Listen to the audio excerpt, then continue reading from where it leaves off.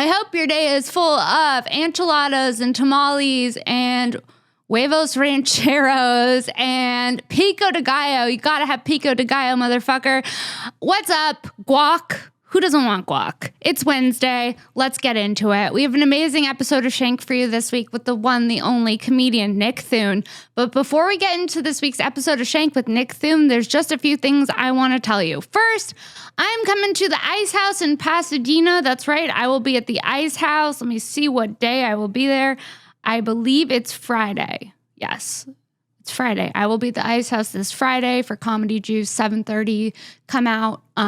More dates on my Instagram at Princess Shank and on my Twitter at Princess Shank. You can find me here every Wednesday on Shank and every Monday on This Bitch. If you haven't bought merch, do it.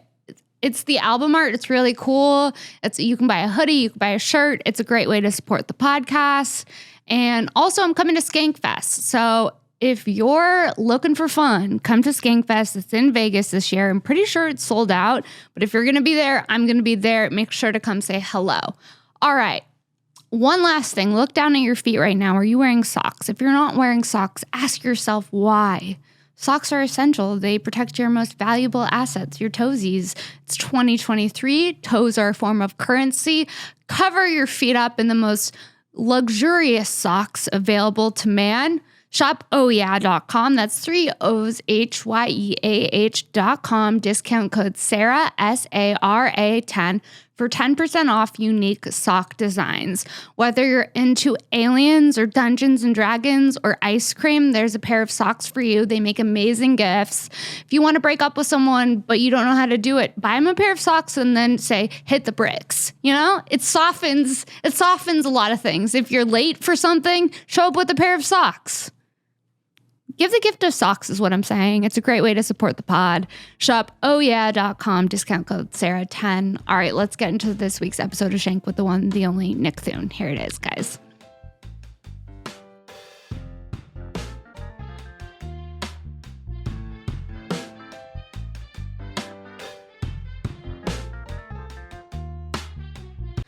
What's up, everyone? Welcome to another episode of Shank. I'm Sara Weinshenk, and today's guest is the one, the only comedian, Nick Thune. Hello. Did you like your intro? Yeah. I went from being casual to efficient. Yeah. I mean, you've been efficient, I think, since I saw you pull into the parking garage. I mean... Really? Yeah. It was pretty seamless. Well, here's what I noticed is you pulled in to where the entrance was and you looked back at my truck thinking, I wonder if that's Nick. That is what I did. And I saw you and I thought, that's her. That's her wondering if it's me. I'm not going to engage. I'm going to let whoever I text handle me getting in, not let her worry about this. It was so seamless. I was like, there's no way that that's also him. Perfect timing. Yeah. Well executed, Nick. Yeah, thank you. What's going on? I don't know anything about you, except you have a grill, which I like. Yeah. You have 2 grills. I mean, it's one. Oh, it's one. I call it a subtle grill. It is a subtle grill. It's just like it's a subtle gold grill. An outline and then like a thing. It's fun. Yeah. I met a guy that does grills. Where? How do you meet a grill guy? His name's Alligator Jesus. I can't. Where do you meet Alligator Jesus? Well, on Instagram, I guess I met him. And then I went in and he's done like Beyonce and he's got like the molds of like all these people's teeth that he's done. And really, really sweet, nice guy and just grilled me up. So how long have you had the grill for? Bet maybe about a year. Do you feel different with the grill? I don't wear it all the time. It does seem to be a distraction sometimes for people. They're like, wait, what? I can see people kind of, I don't love being a distraction. I do. But sometimes I love having flair. Yeah. I just like to have one thing that seems off compared to everything else that's happening, Same. I have a tooth gem, but it's not as noticeable. Yeah. It's a lightning bolt. And what happens if you swallow that? Is that a have you Then I shit out a lightning bolt, Nick. That's exactly what I wanted to hear. That's exactly what you wanted to hear. Yeah, that's what happens. So, okay, you incorporate music with your comedy and you get away with it, which is amazing. Because I haven't been arrested yet. I mean, not that many people can pull it off. I'm on the lam. Yeah. Not many people can pull it off, and you can pull it off. So I was like, I got to get Nick Thune on and see what's going on with this guy. Yeah, I mean, I don't know. I hope I pull it off sometimes. I don't know. No, you pull it off. Who knows? Well, thank you. Without seeming like a prop comic or like, Yeah, that's the goal ultimately, Right. But how did you always bring the guitar on stage, or did you stand up and then incorporate the guitar? I really wanted to be a musician. Like I wanted to be a lead singer. I just would like fantasize about like standing behind a microphone, like in a stadium, and like problem is I just didn't have it in me to sing or take myself seriously. And so I just kept learning guitar, wanting to play it. And then I had this opportunity when I did a little brief stint in community college, which is the way people describe prison, I think, as well. And, a brief stint. Yeah. Yeah. And I had to do some presentation, and I decided to just play my guitar while I did it. And it was like really fun. People really responded to it. And then I went to like an open mic that week in Seattle, and I was like, well, I didn't know anybody that was doing open mics. I ended up at some poetry open mic in Ballard, this area of Seattle that at the time was like very artsy and like, now it's like very overrun and huge hotels. But, and I went up as a serious, like, I think I couldn't take myself seriously. And so in the end, what I ended up doing on stage was a guy who's taking himself pretty seriously. And I enjoyed that kind of playing into that rather than like somebody calling me out on actually being that, Right. And I think that's how it started. And then, I don't know, I stumbled into some luck. That's so fun. Yeah. So you started in Seattle? Mm-hmm. And then how long have you been in LA? I think 19 years, actually, this August. Oh, shit. Yeah. A long time. Yeah. Yeah. Moved down, and the thing is, you got to eventually get out of Seattle, I think. It's too sad. And is it? It's beautiful, it's sad, it's tragic, it's overrun, it's turning into a techie thing. It's like, there's so many things about it that kind of run into each other. But in the end, now I'm used to sun and vitamin D. And, it's a big difference. Yeah. Mm-hmm. It makes a huge difference. Just this year was cloudy more than it's been. And I was like, ew, why does it feel like I'm living in Seattle when I'm living in LA? This is fucked. It's been for me a great, like I've been really enjoying it, to be honest. have? Yeah, because it's not like the cold weather, and it's not, it's nice. And it also keeps idiots out from like going out. It keeps idiots like people out. like my son's school was canceled last Monday because of the threat of a hurricane. The hurricane? Yeah. And businesses were closed, and it just keeps the idiots out. Like you can like freely kind of roam the city when it's cloudy out because people are like, people shut down completely. In. Yeah, they're not idiots, but like they're idiots. It makes it just kind of weans it down to people that I like. So is it hard to be a dad and do stand up? Not at all. I think it must be it's probably a lot harder to be a mom and do stand up, I would assume. That's what I was wondering. But I definitely had this struggle with if becoming a dad was going to take my edge away of, like just what I was. I see the grill. I don't think it took your edge away. Yeah. And well, it's funny because I saw like this musician that I really like named Kurt Weill. And I know him. Yeah, and when I was in the midst of having my son, when my wife at the time was pregnant, I saw a video of him and saw that he had a daughter, and I was like, oh, phew, okay, great. Okay, thank God. This guy that I admire, that's really artistically like brilliant, has a kid. It didn't lose it. Right. Yeah, I'm good. But do you think it's helped your comedy? It's helped me as a human. Right. There's a lot of things that have helped my comedy that. Over the years, like becoming a dad, getting sober, like all these things that you do that change your perspective, but also give you a larger look at everything. And see the audience in a different way of like people that have kids that are there and what that means to them that they're out for the night. And, you know, like, because I really am still in this because I love performing live in front of a group of people. It's the best. I don't care how many. I don't care what the circumstances are, what mood I'm in, what's going on in my life. It always is such an honor and like a weird, you know, gift that you get to do that. Right. Well, how long have you been sober? 5 years. And how do you feel about Almost 5 years. Like, what's the takeaway? Like, is your quality of life so much better? Oh, yeah. I mean, I'm not living in constant fear of what I may do or what I might screw up or what I might die of, you know? Right. I mean, could die at any moment, but the options are way less now. Right. You know, like you just don't, I'm able to look people in the eye and I'm able to especially look myself in the eye and I'm able to be a father. So those are the things that most make it. Most important things. Mm-hmm. Yeah. Would you have more kids or are you done? I don't plan on it, no.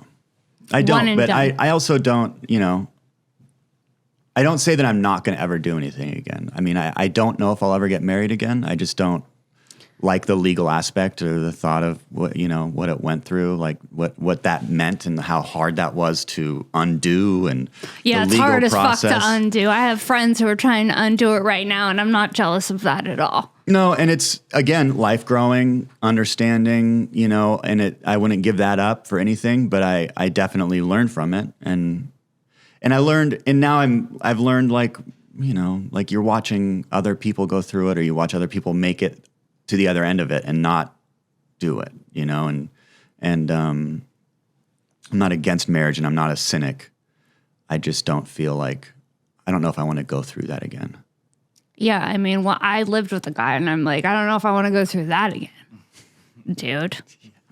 But like the things that come up all of a sudden, like you think you're someone who's like self-actualized and that you've been working on yourself and then you get into a relationship and you're like, what the fuck? Well, and you're living together. So that's part of the divorce. I mean, that's significant because that changes.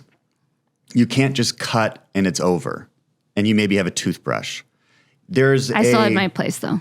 Yes, that's good. Yeah. But he had to at some point come back and get stuff. He had to figure out the rent situation and pay you a deposit that you would put in, and you had to keep communicating, and all of those things are what makes it, you know, that's hard. Those are hard things that adults learn how to do. I'd get texts like, your Manscaped package is here for my ad reads. I'm like, you can have it. I don't want to come get my Manscaped. So I'm not even a man. Just have it. Yeah. Your liquid death boxes are here. You can have them. Oh, I do like liquid death. You do? Yeah. I mean, there's something about canned water that just kind of hits different. Yeah. Especially as a sober man. Does it make you feel like... Yeah, but I like can in general. Like I like, you know, when I would drink like soda, I would rather have a canned Coke than a bottle. Or, you know, an actual bottle of Coke is fine too, but still, I think a can of Coke is my ultimate, like it's classic. You just look at it and you know what it tastes like. You know what it feels like. You see the condensation on it. You're just like, I want that. But you know what I don't like? I don't like a plastic bottle. No, nobody likes that. I don't. Really? I mean, people probably like the same way that I like Pike Place roast at Starbucks. Mm-hmm. It's not good, but it is what I'm used to, and I can get that everywhere. I can get that at the airport in DC. I can get that in the weird part of town in Pittsburgh that I'm in, and get Pike Place roast, and it tastes like here. Right. And it tastes like the plastic top and the cup and all of those things together. And then in some weird way, I've learned that's all good. Right. Whereas like people with like a bottle of plastic, whatever flavor that plastic adds to it is like now part of their obsession with it. I like the can. But what about that? What does that say about me? I like the toxins of the aluminum. Yeah. No, I mean, I don't know if, to me, the toxins are gone. Really? Yeah, this is like a surface. This is just a surface in there. I like the way you're looking at that. I mean, also though, I think if you pour this into like a porcelain toilet, it like eats away at the toilet. So Yeah. the fact that it's not eating away at the aluminum, then that is something to consider. And Well, like, to be honest, I'm more of a Diet Coke person than a Pepsi person. What about you? I just like Coke. Just Classic Coke, yeah. Classic Coke. Mm-hmm. Rank the beverages. Well, also, I mean, I have an affinity for a cold canned Mountain Dew. Whoa. Which I just like, I haven't had for maybe 5 years, but last time I had one, I was like getting a burger and I was like, you give me one of those. Treat yourself. Because that reminds me of being a kid, and that was like the first soda that I really Same. liked. As a kid, it would make me act up too because there's so much caffeine in it. Remember, I went to a soccer party and that was the first time I ever had Mountain Dew. You started acting up. I came home. I was like running around the house in circles. My parents were like, "Was it just Mountain Dew? Like, what's happening?" It was like, It was like crack, and the color of it is also alarming. Grape juice is a very similar. I've found like I gave my son grape juice that was not diluted. It was just like straight up like out of some bottle. Oh my God. Was it a mistake? I mean, he just started acting up. Like you. Yeah. He normally doesn't act up. He normally is just a super chill dude. And then all of a sudden he's like annoying. I'm like, what are you doing, man? It's from the grape juice. Yeah. That's crazy. Well, okay. What about root beer? What are your thoughts on root beer? Sarsaparilla. Oh, yeah. The street name for it. I like root beer. Yeah. I like a good, I would have one. The thing is I'm not enjoying and I'm not taking any of these ever. Like, so I take my son to a Dodgers game and I allow him, that's the only time I allow him a Coke. Okay. And I will not even take a sip of his Coke. You won't? No, because it's going to make me want to drink a whole Coke. And then the next day a Coke. And then I'll be like, let's one time a week I'm going to have a Coke. And then I'm just going to be having Coke and Coke and Coke. That's alcoholism. That's the addiction? It's sugar. Fuck. It's the sugar thing. So then for me, also in my mind right now, I can tell you the things that I'm putting in my body that are trying to kill me. Yeah, what are they? The aluminum in my deodorant. But I've tried. Worth it. I've tried to not. You try to use the other kind? I've tried it and it doesn't work. And also I ended up getting a rash and I went to my doctor. I'm like, why do I have this rash? It's like a year after using like the crystal thing or the salt one and then this and that. And he's like, yeah, man, you got to go back to aluminum. It'll clear that rash up in 2 days. And God damn it if he wasn't right. And then I just was like, all right, this is the one thing I'm allowing it. You know, it's like my friend who he budgets every year for like 5 parking tickets. No. So that he knows in his head, I'm going to allow myself 5 tickets that I purposely engage in. No. So like that I purposely park illegal, knowing that will be one of them. For and then convenience? If I don't get it, then I still got one. I still got another one. You know, it's like a genie, like a wish with a genie or something, you know? It's kind of genius though. It is. And, you know, he's also justifying shit in his head and playing mind games with himself. But who isn't? Yeah. I play mind games with myself all the time. Yeah. The dialogue is crazy. Do you meditate? I have forms of meditation that I think that I regularly, you know. Like what? Utilize. Well, when I got sober, I was very anxious and it was hard to be in my body and it felt really hard to like be on anything that wasn't like dirt, you know, like, cause like being in like dirt or grass, like I could feel grounded. And then like at the grocery store, I in a way, like a guy that has never had anxiety issues really ever was melting down. And this guy told me, he's like, when that happens in a place like the grocery store, stop and hear the music, right? And then listen to the music and then pull out the bass line and just hear the bass line. And That's then cool. Keep grocery shopping. And does that help? Yeah. It like, you know, and he basically said like meditation isn't, you know, because I come from a church background, like growing up praying and really all this stuff. What church? Just a Christian? Boring Christian, kind of like non-denominational sort of a. I went to Catholic school. Oh yeah. That'll fuck you up. Yeah. I know. It's funny the more I learn about Catholics, it's like I grew up thinking they were just like Christians. They're not. There's a lot. There's skeletons in the closets of Catholics. And I'm not even talking about like emotionally. I'm talking about like the church and rituals. Yes, the rituals are sick in like a bad way. Yeah. I like the stained glass, and that's it. Beautiful. Stained glass. If I could have a whole house of stained glass. Love what they're doing architecturally. Don't love what they're doing with the youth. Don't love that. No, the shame, the judgment. We don't like all that stuff, but man, those windows. Those windows are sick. Yeah. Yeah. And here's the thing about a stained glass window is you're saying to birds, there's a window here.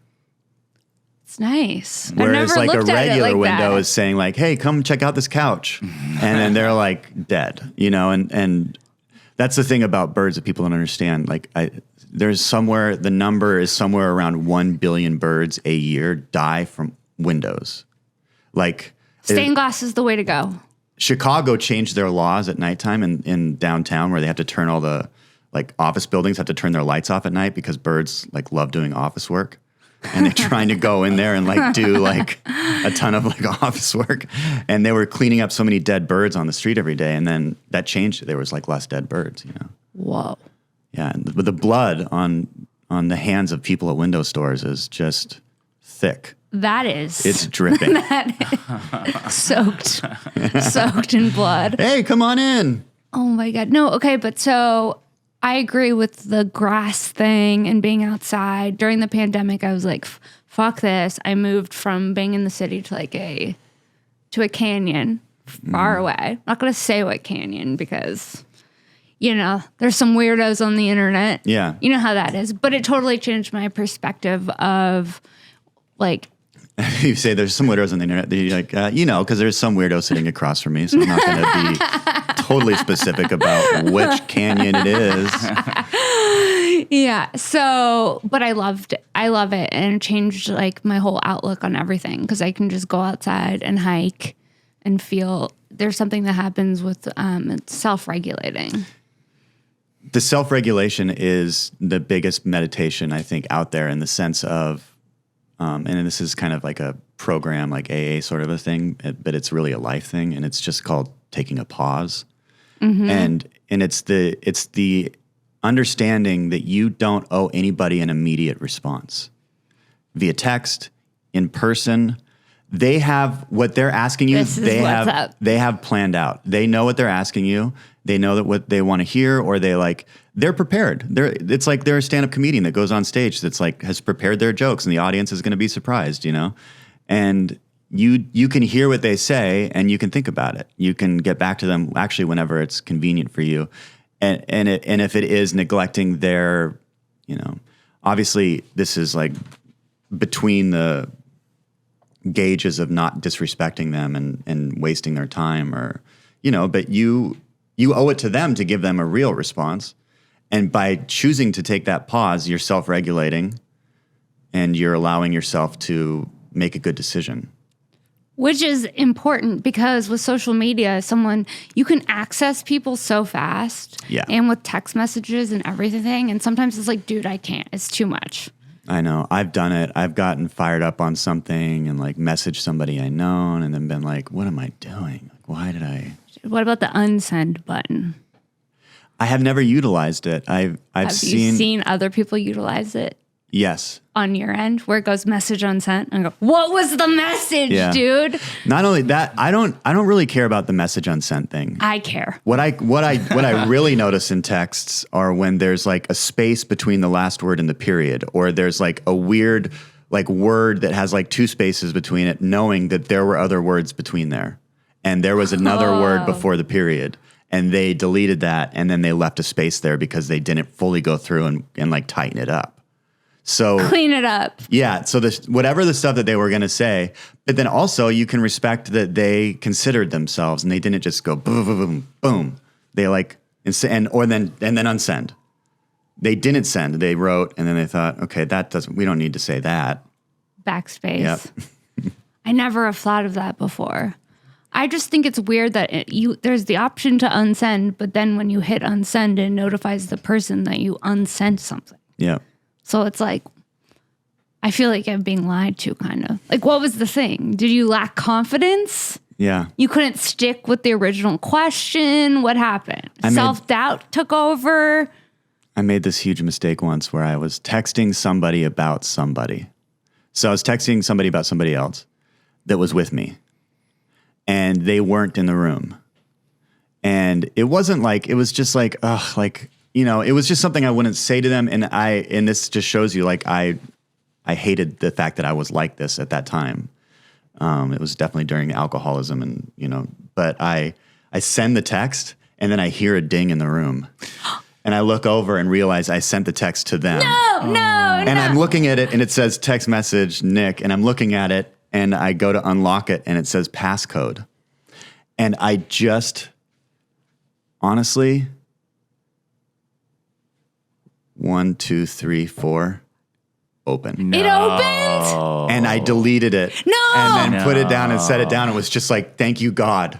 Thank you, God. What? It's like, God. Oh my, and it changed me forever. I was just like, no, I don't need to text other people about other people. No, it's bad. This isn't a good trait. I did something like that too. I texted a screenshot of this guy that I was seeing, something that he said. I meant to send it to my friend, but I sent it to him. That was not fun. Have you been on the other side where somebody sent you something that you know they didn't mean to send you? No. Have you? Uh-huh. Was it bad? No, but it was like definitely, it didn't look good for them. It does not look good. It never looks good. And I could feel it though. I could actually feel like I put myself in their shoes and I thought, okay, and I thought, okay, who cares? Right. I kind of already thought whatever they sent me. Right. Yeah. I mean, texting the wrong person will get you, especially if it's like shit talking. That's one of the last things my grandfather ever said to me was about texting the wrong person. What was it? Well, he died in 1988. He said I just thought, Grandpa's talking very weird right now. That's amazing. So I did Al-Anon for a little. Mm-hmm. So I did the 12 steps for that. And it was really eye-opening. Just the way that, because you think that you know yourself, right? Mm-hmm. And then you sit down and you start doing the steps and you're like, dude, this is not easy either. Yeah. I got to step 4. I said, that'll do it. And that'll do it.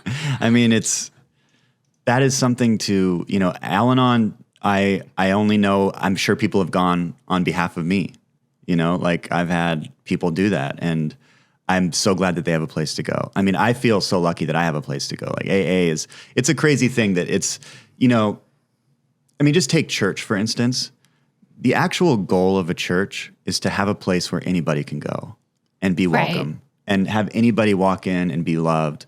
And it's turned into something way worse than that. And the idea is that you have a place to go. Anybody does. And AA is this place where I can go and I'll be driving and somebody cuts me off or I do something or I see somebody yelling at somebody else. And I often find myself hoping they have a place to go because I have a place to go, I'm not the one cutting people off.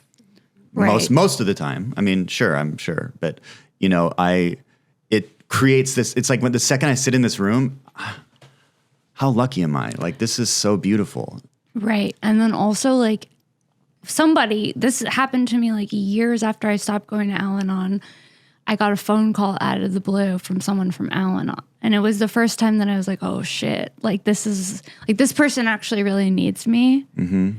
And that was really an interesting experience to be able to be there for somebody, even though I wasn't active in the program and be like, okay, well, like talk them off a ledge. Yeah. And that was really beautiful because I think that as humans, we think we're alone and unique and nobody else is experiencing the pain that we're experiencing. Well, what I encourage you to do is, because the thing is a lot of people take from the program. Mm-hmm. They go in and say themselves. Mm-hmm. And then, but when you look in it and you read more and you realize how you got through reading all of that, somebody did that for you. Right. Somebody did that for you. And they were actually doing that selfishly for themselves, because that is what helps them stay the same way. And they see your pain and they see what you're going through and they talk you through it, and it brings back up things in their life that they might redo, you know? And like, so to fully be in one of those rooms, like you, by giving back like that, you know, like that's like that means you earn a seat in that room in a way. Yeah.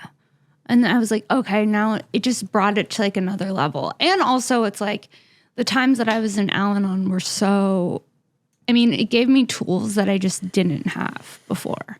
Because when you're with an addict, or your obsession becomes their behavior, you're like, are they drinking? Are they not drinking? Are they doing coke? Are they not? Like that whole spiral. And it's just like about letting go of that. And we're not back. talking about the coke we were talking about earlier. No, we're talking about the powder, Nick. Yeah. You know. The real shit. The real shit. Not canned, not bottled. Cans. Pure. Yeah, I've never been on the other side, really. So I look back at what I put people through that love me, and it's just so heartbreaking. And it's really, and that took a long time to even understand. Yeah, that makes sense. I mean, it's just interesting to be able to have that community available at any time. Mm-hmm. It is. I like your tattoos. On a lighter note, I like your tattoos. You have a lot. You have an owl. Yeah, I love an owl. Which one's your favorite? Do you have a favorite? I really like this window. I like that window too. It's just also become a hassle because like acting wise, I have to like cover it up, and I'm like, it's not that hard, but it's definitely like it takes time. Yeah, and I just went through a period of my life where permanence didn't matter to me. Oh, I get it. And not that it does anymore now. But I haven't had a new tattoo for maybe a year or two or something. But do you want one? Sometimes I think about it, and then I just think like, why? What do I need that for right now? Or what month is it? And do I want to go swimming? Like, do I want to go swimming is an important question before getting a tattoo. Also, I don't abide by all that. I've learned that living my life is more important than. It's been a week since I got a tattoo. I can't jump in this beautiful river in the middle of the Sequoia National Park. Like, I'm going to jump in the river. I'm going to deal with whatever fallout.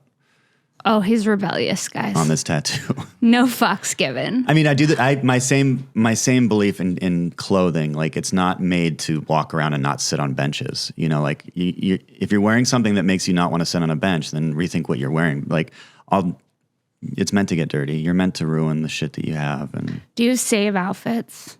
Sometimes for a while, I'd be like, I'm going to save this for an occasion. And then I just end up wearing it. I'm like, why was I saving it? I could die at any point.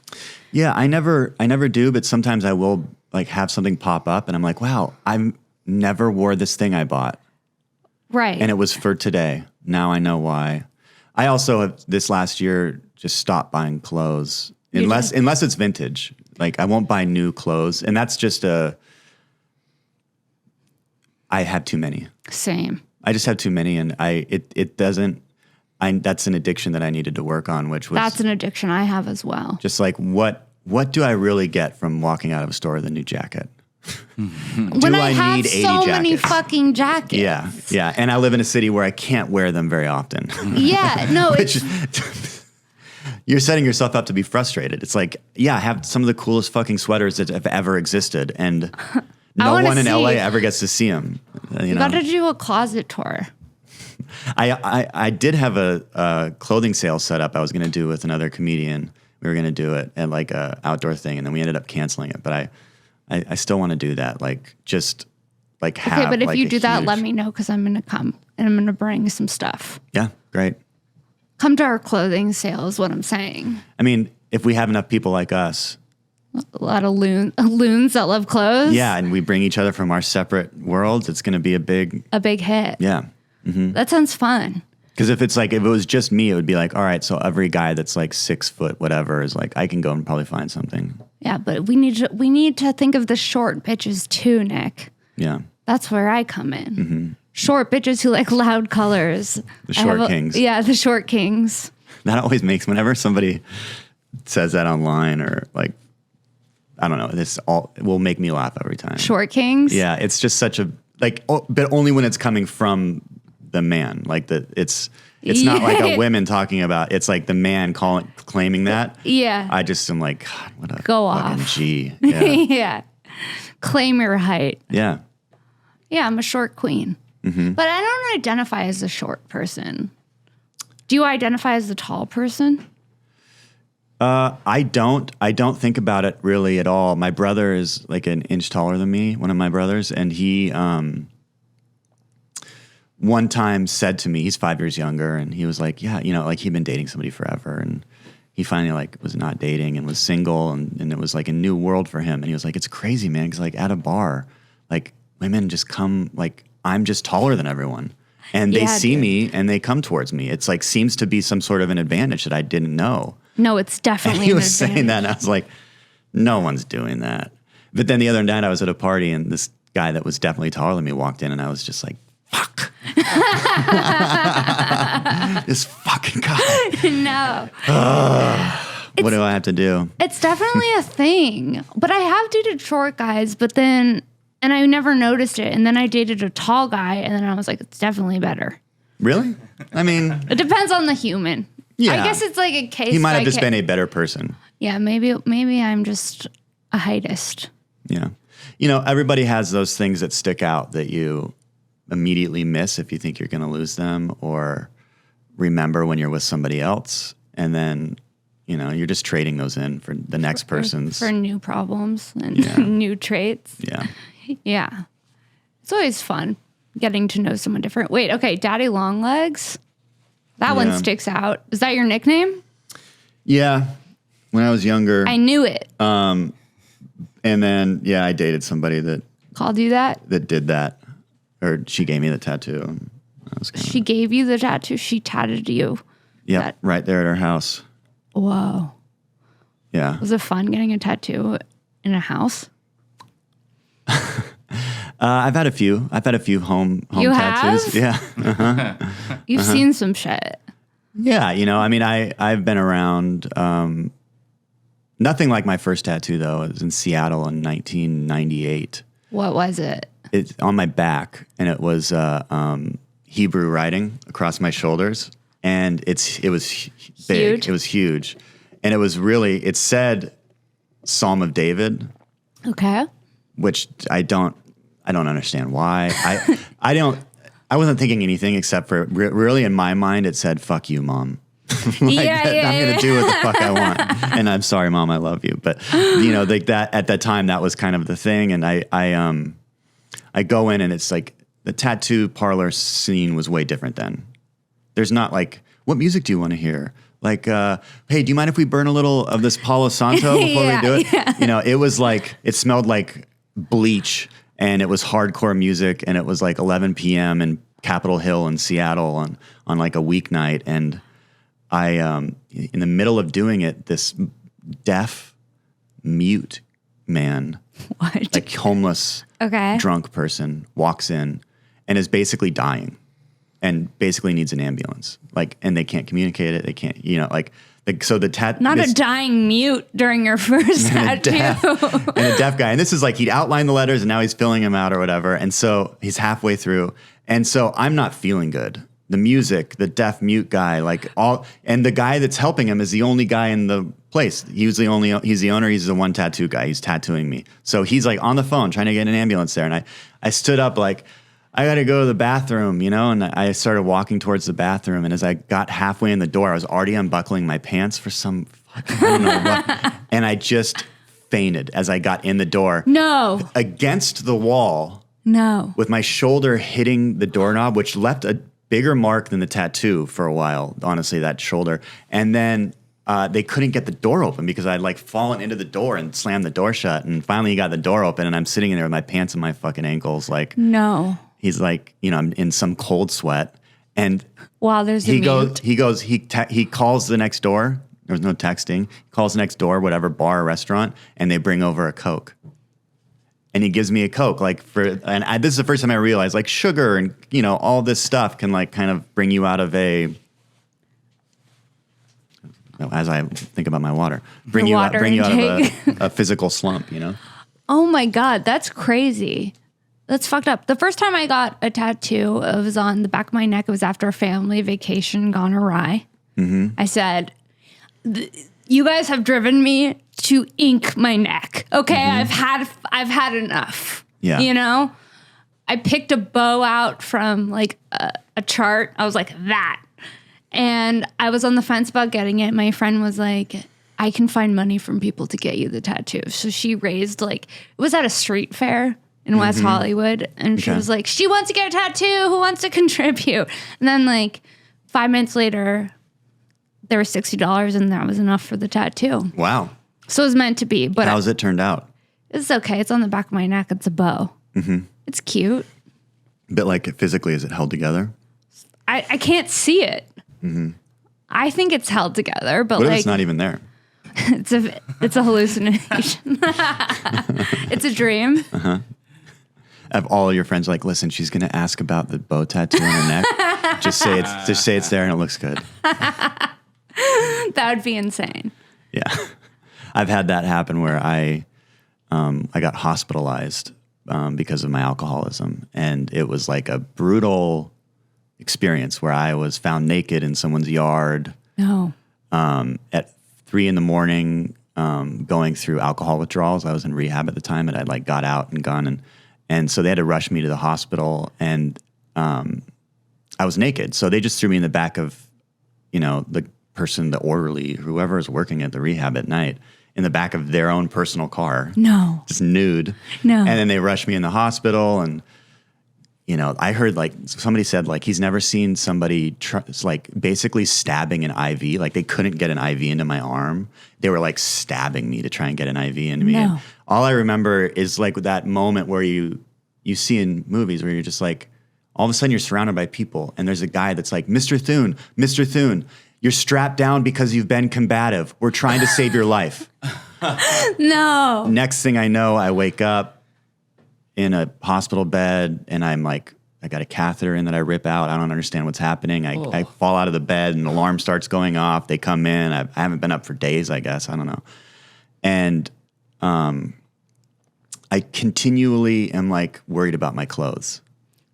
What do you mean? Like just asking about them. Like, where's my shirt? Yeah, like what are all my clothes okay that I had in? Because when I went to rehab, I just had those clothes. So those were the only things that I had with me, Right. So I keep asking about them. And I later found out from people that were in communication with the hospital that I was also talking to that the hospital said, listen, he's asking about his clothes a lot. Just tell him that you took them and are washing them. Okay. And so they had like this thing where they were like, they didn't want me to know the full extent of the nakedness in some neighbor's house in Malibu. It was in Malibu? Yeah. That's kind of iconic, though. And then weirdly, a month later, not weirdly, these fires happened in Malibu, and I was still in the rehab, and I was like staying in the furthest out little bungalow at like this property in the woods in Malibu. And, the night before it was like obvious there was a fire, and it was like, obviously it's not going to, come down here. And I woke up in the morning, and it was really the first time I'd ever woken up on my own. Like usually somebody like opens a glass sliding door and they're like, all right, Nick, it's 8 or whatever. And I wake up and I'm like, it's like 9:30. This is weird. And I like stroll into the main house, and there's the kitchen, and I'm making my coffee and a lemon water, which was like my morning thing. And sounds great, honestly. People are like frantically running around, and I ask one of the kitchen aides, I'm like, hey, is a fire gonna like get here? And they're like, we're evacuating. No. And then I realized I'm the only patient still there. They had evacuated all the patients already. Oh no. And so I left in the last car with a random dog we found and the nurse, and basically had to watch like other employees leave their cars behind, and an hour later, engulfed in flames, house gone. It was madness. Getting lemon water casually right before. Yeah, and the thought that like, if I didn't die with the alcoholism, and I would have just so fucked to die in a fire. Died in a rehab fire. Oh my God. How many times have you been to rehab? 2 times. Once when I was younger, a lot younger, 17. in how many days? When I was younger, it was like a month. And then this last time I was 2 months. I chose. I just wanted to stay until I felt, it was a lot worse. My body was a lot worse, and there was a lot more recovery that needed to happen for me to even be able to face people. And that makes sense. Yeah. It's also crazy how expensive rehabs are. Yeah. Like, I have a friend who recently was looking into rehabs, and the cost of rehab, even with insurance, for a week was crazy. It is the thing is if you really need it, though, it's worth it. They'll find a way. Yeah. And if you really need it and you can't afford it, there are plenty of ways. And I know somebody that like works in the business, and I've like helped people through him like get places, because it is one of those things where there are people who have become sober that are looking out for people that need it and are like donating money and helping. And that's cool. Yeah. And there are people that are wealthy enough to pay all of it. Mm-hmm. And that a lot of the times will allow somebody that can't afford anything in there. That's awesome. Yeah. That's so cool. No, I was addicted to Adderall, like really bad. Mm-hmm. And when I got off. That seems like such a tough thing. It was because you're like, I'm so efficient. And then eventually you're like, I need to sleep.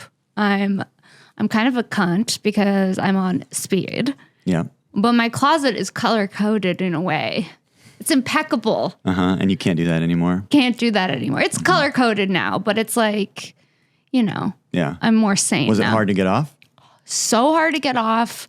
I thought I was going to have to go to rehab, but I ended up just spending a bunch of time at my parents' house, and that worked. Mm-hmm. But it was so hard to get off of that I would never go on it again. And I feel for anyone who's on it that wants to get off of it. Were you snorting it?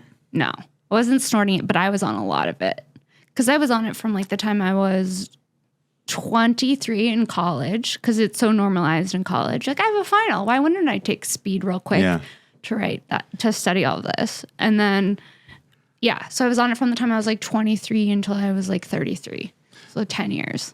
The weird thing about Adderall is it smells exactly like Coke. That's interesting. Yeah. Same smell. Because it's basically Coke. It's meth. No, you're doing Coke. It's definitely a meth. Uh-huh. And also, I was in my head, I was like, I can't do stand-up if I don't have Adderall. Mm-hmm. Like, were you like that with alcohol or no? Yeah, and actually the rehab, my second month there, they took me out to some shows. They somebody drove me to the Improv and I did a set, and they escorted me there and back. And that's so nice. I just was like, I wanted to, I was one of the people that was paying. So they were, being very nice to me. And I just wanted to make sure that I was able to do it. And then it turns out I was just way better at it. Yeah, that's the thing. Almost immediately. It's all in your head. Yeah. You're like, I was way more comfortable, way more present, not on it. And it just was like this weird crutch that I was telling myself that I needed, that it would make my performance better. But it was like, bitch, you're on meth. I know. And it's this feeling of that you're doing something dirty or wrong or bad. And you're, I'm an artist, man. Yeah. I need this. Yeah. Yeah. Mm-hmm. Sometimes I would write a bunch of jokes and then I look at them the next day and be like, one of these are good, But in the moment, I was shooting a movie once and somebody gave me Adderall, a cast member, and I was basically rewriting scenes. It was and there was this ongoing rule on set that I didn't know that was no more Adderall for Nick. No. Yeah, it's crazy. It's a crazy drug, and it's prescribed so willy-nilly. Mm-hmm. Yeah, I use willy-nilly. Fun. I love a willy-nilly. Casual willy-nilly. Mm-hmm. It's prescribed to children. Yeah. That's crazy. It's getting more and more regulated, I think. I hope. All that stuff we're understanding more and more what the long-term effects. And I mean, I hope that, I think about my son growing up and the differences in drugs that are now than when I was younger, and fentanyl, how much more intense weed is, and differently it affects brain chemistry for a young kid. Whereas I was smoking seeds, right. Out of aluminum cans. No, out of aluminum cans. Oh yeah. Crank it, throw some holes in it. That's so fun. Maybe even put a carb on the side. A carb. I smoked out of an apple. Oh, yeah. You do that? Yeah, that's what the doctor always suggested. That's our podcast. All right. That was fun. That was really fun. Where can people find you? This is coming out Wednesday. So do you have anything you want to promote? Where can people find you? I've got tour dates coming up. Like I'm going to be in Nashville on the 20th of December. And I've got other dates, and I'm doing some dates with Nate Bargatze. It'll be really fun. He's a good friend and like super funny. If you haven't heard of him, you should. And yeah, just like my website, Instagram, TikTok. What's your website? Just nickthune.com. Cool. Yeah. We'll link to all of it in the description, so it'll be easy to find you. Well, thank you. You're welcome. Thank you for coming on. Thank you guys for listening to another episode of Shank. We'll see you next week. You can find me here every Wednesday on Shank and every Monday on This Bitch with Kim Congdon. Subscribe to the Patreon, patreon.com/Sara Weinshenk. Also, I'm coming to Skankfest. So if you're in Vegas and you're a dirty rascal and you want to come see comedy, that's the place. More dates at Princess Shank. That's all. Bye.